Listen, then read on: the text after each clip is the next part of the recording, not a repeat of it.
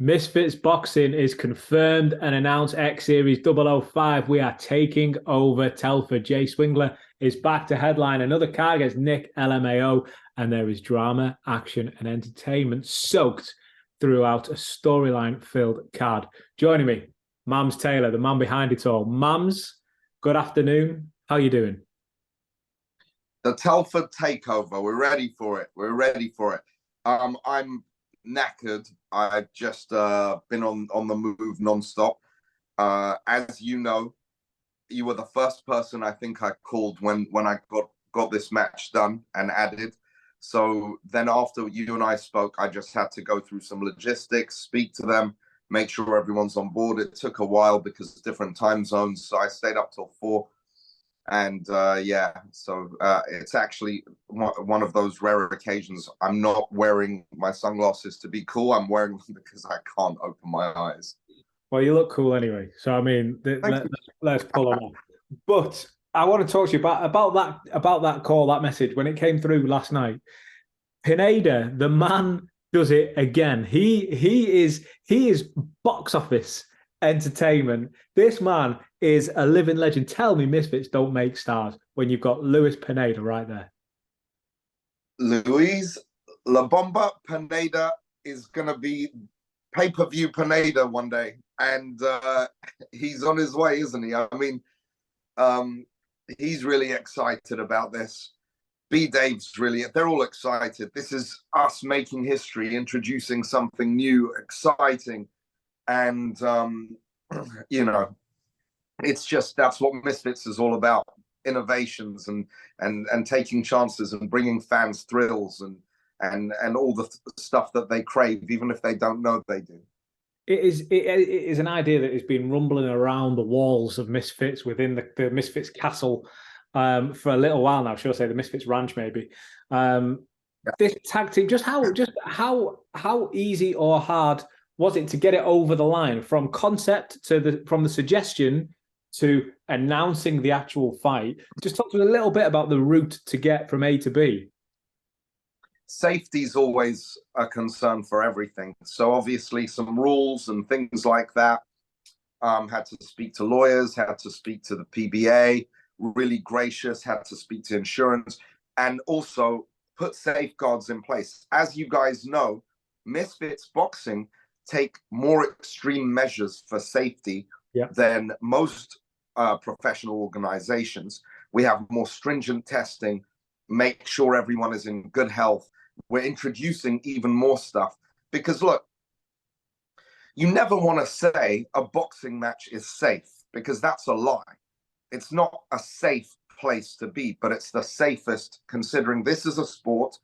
This is something people do, and we make it as safe as possible, and we want to make it even safer than the standards that people hold today outside of our organization.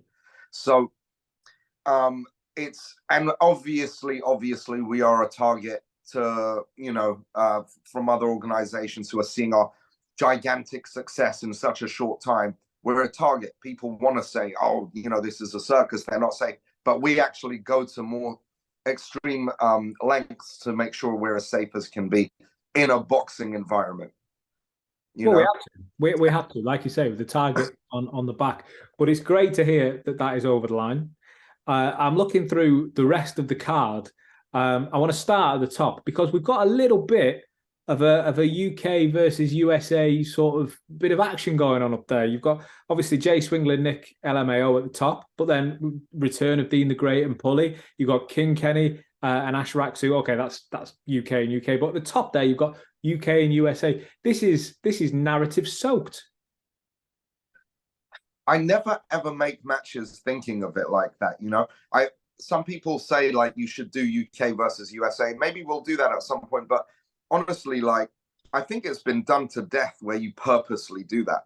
Yeah, there's just whatever match makes sense at the time, what you can do, who's available to fight, who wants to fight each other, all those other elements, you put it together and you just try and make the best matches. Now, Pulley Arif, seen him training, tough lad. Isn't as known as you know, as he's going to be after this fight, but he's a tough guy. I think Dean's got a nice challenge ahead of him as always. He steps up, and I don't know if you guys saw the footage of Nick fighting, sparring with Jarvis, and yes, Jay Swingler is the favorite, but I think that Nick's going to give him a bit of a hard time. You know, he's a tough kid, and that was just him starting training. So he's been training for a while since then, and I think it's going to be a tougher challenge than people think.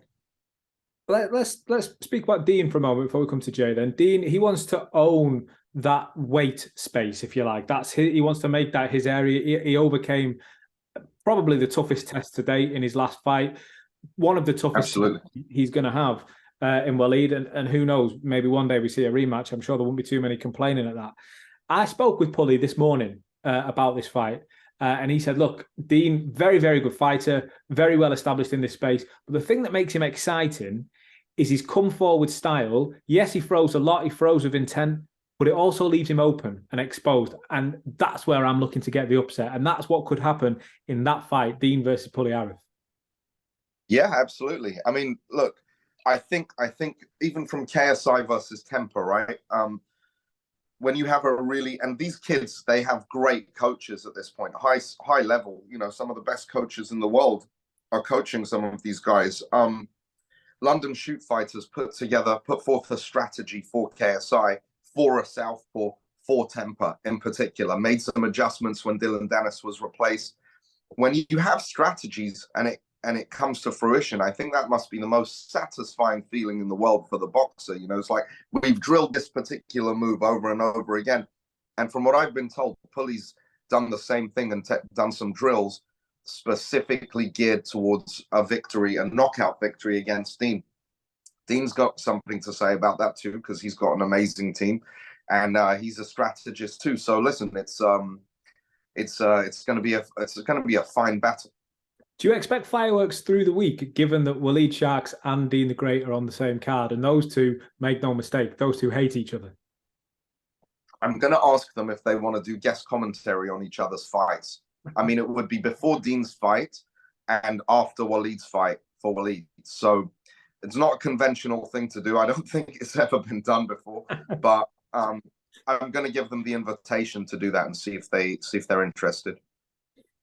I think you'd have to have a big security guard in the middle, in between the ringside and the commentary position for that fight. But listen, we'd all want to see it. You can handle it. You can handle it, Chris. Try my best, mate. I've been working out. I don't know if you can tell. I've been working out. People don't know this about you. But when Tom Zanetti's opponent pulled out the first ever Misfits 2, right? Zanetti's first fight with Misfits. You came to me and said, bro, you know, I box a little bit. If you need me, I'll step in. And I always respected that. You really would have as well. Against Zanetti. He's a tough boy as well. The show had to go on, did it not? I mean, after seeing Tom Zanetti against Slim the other week, maybe I wouldn't have been here to do this interview now. I don't know, but we would have seen it. And yeah, if that step-in's ever needed, you've got my number. Let's talk a little bit for a moment about Jay Swingler and Nick LMAO. Those two guys did the digital face-off yesterday. Didn't take long for them to get into it, into a back and forth. Jay wants to be spoken about in the same breath of these guys who are at the top table at the moment, the Salt Pappies, the Slims. You know, he wants to be there. He knows he's got to get there. He's not there yet. He sees Nick as a step towards that goal. Nick wants to take it all off him. Nick wants to crash that party. And he says, you're in for a surprise. I'm not this pushover that you think I am. That's a great bit of matchmaking.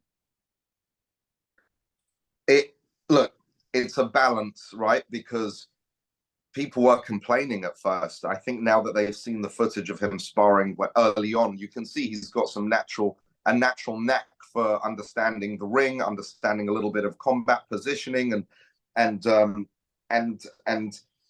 it's going to be more exciting than people initially thought. Now, Jay said to me, I want 2 warm-up fights.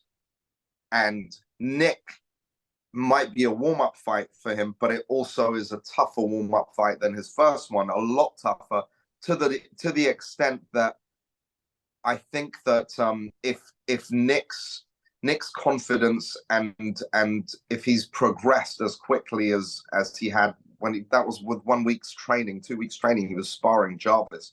So if he's progressed at that pace, he might not be a warm-up fight after all, you know. So I think it's going to be an interesting test. You never know how these things go, but I mean, it would certainly be an upset. And Jay, on the other hand, really committed to this space, and he really does want to be one of the top guys. So he'll have something to say about that too, and he'll do everything he can to make it look as easy and smooth as possible. Oh, exactly. Well, that's why I call it great matchmaking, because there is a clear favourite, as there is in a lot of fights. 75-80% of fights across any promotional outlet, you can usually say this guy's the favourite. However, if it's an absolute steamroller session, then maybe it's not great. But Nick looks absolutely the part. Speaking of looking the part, and speaking of wanting to be at that top table, King Kenny versus Raksu. Now, earlier this week, maybe last week, we put the graphic out on Misfits socials to say who gets that light heavyweight title now Slim has moved back down to his more natural weight. This fight is not for that Misfits title. However, if Kenny wants to be in that discussion, he has to get past Ash Raksu. Absolutely. I think, again, another guy, Ash Raksu. I'm friends with his coach. I've known Ash since his first fight. Lovely guy. Luke, and they're working really hard. And again, when you're on the phone to these guys and they send you some footage and stuff like that, you're like, there's a chance. There's a good chance. You never know. But at the same time, Kenny is also improving with every fight, you know, and his confidence. Confidence is a massive thing in the ring. And these guys, when you fight with confidence, you've prepared. You've done the preparation. You've done all the hard work. You've done all the rounds in sparring, tough sparring. You know, that's when you get to the ring and you display all your hard work comes to view. So it's really difficult. It's easy for people who are outsiders who haven't been privy to some of the stuff that we're privy to in terms of watching them practice, watching them spar. To have a clear favorite. But for me, it's always hard because you see the will that these guys have and the confidence and the work. So it's not as clear cut as you think. I don't know, but either one of those guys win, that puts them right into the title contention for the vacant title. You're absolutely right, Chris. Ash, he was very confident before Anthony Taylor. He openly accepted Anthony Taylor's more experienced. He's got a lot that I've not seen before. But that was 4 months ago, 5 months ago.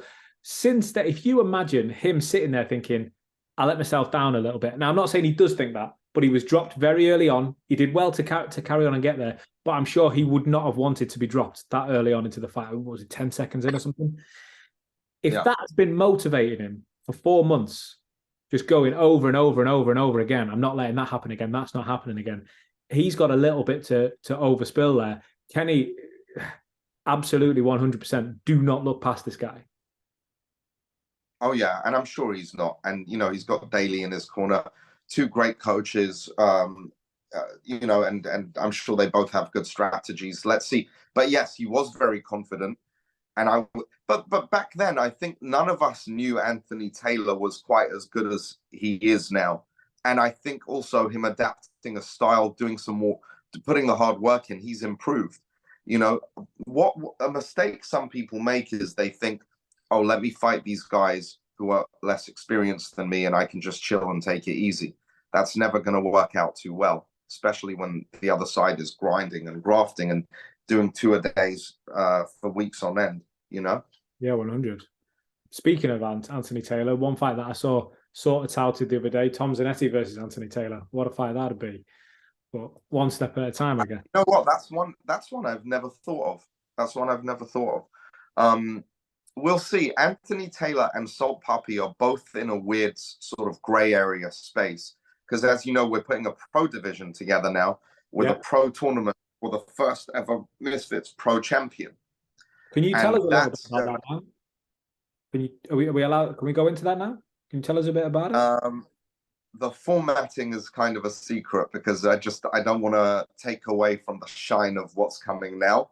but it's gonna be it's gonna be wild. It's gonna be wild, and the guys that are gonna be participating, yeah, big names, big prize. Not just the title. The title itself is going to be a big prize, but they're going to win a big cash prize in the ring as well. The champ, whoever that may be. Anyway, that's it. It's an exciting one to look forward to. Well done on putting the brakes on. I know it's an exciting thing to speak about, but I think you I get carried away, and honestly, if you get me excited, I'll just keep talking about it. Just finally, a quick look at the other fights. One that I really don't want to glance over is the ladies on the card. That's where AJ Bunker. AJ, I speak to her quite a lot. She is so ready. Given the disappointment of last time, she's then gone out and got a win. Astrid, she's saying that she's been vocal on social media. Astrid made me wait. I'm going to make her pay. Blah blah blah. These are two that are ready to go for this. They've both got aspirations of fighting whoever next, and obviously Elbrook, I'm sure, will be watching this with a keen eye. But that's a fight that the ladies are getting better. They are improving, and they're entertaining. And that fight there, where AJ Bunker. People might make a joke, right, about the value of being a Misfits title holder and a champion because we've not been around as long as a lot of organizations. But fast forward to 5 years from now, 10 years from now, and think about how the UFC started and how any organization started, okay? And the credibility that builds up over time. So imagine being the first Misfits women's champion. You know, yes, there are other weight categories. There's definitely going to be more champions in other categories, but this title is up for grabs. You'll be a part of history. And if I have anything to do with it, and you as well, sir, we're going to be around for a long time and we're going to keep building. So being a part of history like this, it's a legacy. And I think both of them, I know for a fact, they're both training very, very hard, you know, and it's going to be an exciting one. I think Astrid has shown a lot of improvement in her sparring and in her training since her last fight. And her last fight, she was the aggressor, but I don't think she was tested as much. I think Andrea's going to be much more of a test for her. And yes, Andrea had another fight. She showcased that she's made some big improvements since her fight with Elle. So look, I think it's a competitive fight and it should be a lot of fun. Ham and Ginty. We did the face-off again yesterday, and I said this to them. I was expecting, with no shade to these guys, I was expecting a face-off similar to kind of Salt Pappy and Josh Bruckner, where very respectable, not really a lot of shade thrown. Two nice guys. All right, Ham likes to prod a little bit. Have a haircut. Have a haircut. He tried to do it. This is a glimpse behind the curtain. He asked me if he could do the digital face-off on his phone live from a Manchester City game that he was going watching. I said, no, we can't do that. But it took 10 seconds for them to start shouting at each other. And instantly, that fight is going to be one of the first fights on the card. But these guys, there's history there, there's storyline, because Ham is good friends with Joel, JMX, who Ginty fought last time. He's saying he's going to get him back for knocking Joel down. Ginty's saying he only had 2 weeks. He's going to do this. He's going to do this. We've seen over and over again from Misfits. First fight of the night, albeit this is the second one because of the Waleed movement, but early fights all the way through to the end, fights that deliver. This is not just a card filler. No, look, you've got people at all different levels and standards, and I think Ginty's fresh off a loss, but it was a good loss. It did a lot for him. It made people see he put the mighty JMX on the ground. You know, it was a great shot, and he had some durability, and he was by far the underdog. So you got to give him props. And Ham is the only man to take Salt Pappy to the full distance. You know, and he had a nice big win on Misfits too as well. So it's an interesting one for sure. They're both hungry for it. Ham is cutting a lot of weight, and if he can maintain his strength, it could be a problem for Ginty. I can't wait, Mams. I can't wait for this fight night. It's going to be exciting. What else is there? There's other fights on there. What have you not mentioned? Waleed Sharks and NNA is the opening one. We sort of touched on it with Dean and Waleed, but that fight in itself, I think NNA, I think it's fair to say he's not boxed at the level that Waleed has, not even close. But that in itself makes it a bit of a tricky fight. I really like both of them. They're really nice kids, and NNA really wanted this fight, and his coach again was absolutely convinced that he can take it. Look, I don't know if you've seen his pad work and stuff. He's much faster. He's tough. He's durable. But Waleed Sharks is possibly the technically best boxer on Misfits. Would you agree that's possible? I think it might be true. I think so. I think so. If you're looking at who else is up there with him, the people who played in the pros like Idris and Hassim, you'd have to put them up there. But I think Waleed, given the way albeit he came away with a loss against Dean, but the way he handled Dean for a long time showed that he was able to adapt to anything that came forward. I'll join you on that. I'll join you on that sticking out there. Waleed is probably the highest level boxer I've seen on Misfits. Yeah, really good kid as well. Listen, honestly, from my part, the only thing that sucks for me, even when KSI and Temper fought, I'm fond of most of these guys. So KSI knocks him out. I'm like, yes. Then I look at Temper on the floor and I'm like, God, I feel for him. So that's the hardest part of this job. The matchmaking is bloody near impossible with all the factors I've talked about that till I've been blue in the face.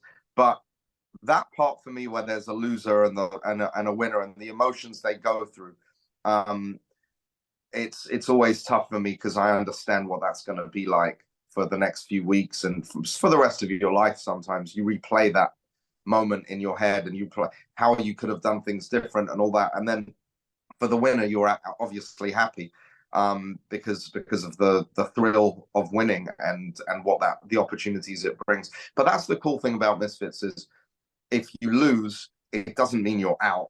It doesn't mean you're going to lose your fan base. It just means you get another chance at redemption. And Deji has been, the poster boy for that. He's done amazingly well for someone who lost 3 in a row, came back with an amazing victory on Misfits, where it all started. And he's one of the top dogs in the space, with one victory. Anything's possible. So that's the good thing. That's the good thing about what we do. Fans want to give you another chance, win or lose. I agree 100%. Mams, just while we've got you, before we let you go, I just want to quickly touch on the DAZN deal. The news is out and about. It's very well documented now about this 5-year deal is underway. How far in advance do you and maybe Nissa and Kala, how far do you guys look now? How do you what's underway for Misfits? I mean, we know about 5, but 6, 7, 8. What any other projects you talked about pro there? How far ahead do you look? Honestly, like this is really cool for me because it's again music and combat sports are 2 of my biggest passions, and it's similar because even in music, planning, being creative, writing songs, ideas, putting people together, it's a very similar type of thing. I know that there haven't been too many comparisons like that drawn before, but from my experience, it's similar because I'm orchestrating A and Z and C and so on, so and get to be creative. So for me, I think looking ahead, I think we're going to have some annual events, which is similar to how WWE has WrestleMania, SummerSlam, Royal Rumble. So yes, I think we're going to go Misfits up to DAZN Misfits and DAZN X Series 10 up to 10, and then we do a Misfits and DAZN. You'll see. Yeah, maybe not a Mania. I'm sure that would be taken. No, not a Mania, but yeah. But I think we'll do some annual events which have some themes to them. And look, we've got the tag team coming. If that's any hint of the direction of some of the fun that's coming. Now, again, there's a place for everyone. We're going to have a pro division, which is starting. It's going to kick off with a massive bang. We're always going to have space for 2 guys two celebrities, which you'll see, for example, there's two celebrities I'm speaking to right now who kind of developed a disdain towards each other, which are not boxers. They're going to learn to box for 6 months and fight each other as a one-off in the ring. Misfits has a place for them. But then we have a place for contenders who want to take it seriously and aren't pros. They're 25, 26 years old, didn't start boxing when they were 3, 4 years old, 5 years old. So they've missed that boat, but they can still catch this one, you know? And I think that's the exciting thing. We've got a little something for everyone. Absolutely. Well, listen, the news is out. The Telford takeover is coming. We are live on DAZN, March the 4th. We cannot wait. It all goes off. And you, Mams, please go and get some sleep, man. You've had the busiest week that I can imagine. So go on. I just want this announcement. Well, yeah, the announcement is out now, isn't it? It as far as yeah, it was, yeah. It's not really. So in real time, I just can't wait to see people's reactions. We're going to get so much hate. We're going to get so much love, so much excitement. But you can't not fucking laugh at the name of, what's the name? Pineda Colada. Pineda Colada. Like Pineda Colada together. That's just amazing. I mean, can we say the names that I want, the other suggestions, or is it are we keeping them in the book? Yeah, go ahead. What was it? I love the idea of the Mexican and the mullet, but I will definitely bow to Pineda Colada 100 times. Yeah, the Mexican mullet. I did try to convince Austin Springs and Stromedy to do what's the name? Stromedy, and they said that just makes us sound like a couple. They didn't like it, so they said the Fantastic Two. But we got to get. Hey, I got to check with the commission if it's allowed to fight in. If you're allowed to fight in masks. I wonder if you are. Has anyone ever done that in boxing?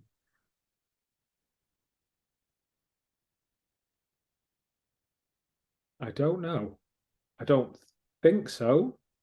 Why wouldn't you be able to? It's not really a layer of protection. Just a thin bit of nylon.